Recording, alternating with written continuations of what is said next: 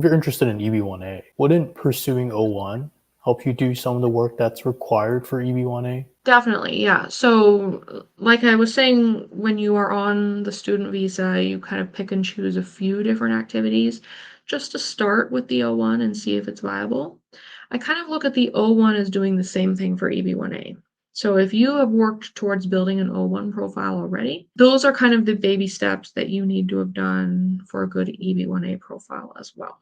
For those who don't have O1, the same kind of thing is still a good strategy where you're doing things to start that might qualify you for O1, but not necessarily for EB1, just to see if those types of activities are something that you can sustain throughout your career, and that you're willing to go for. So take, for example, writing articles.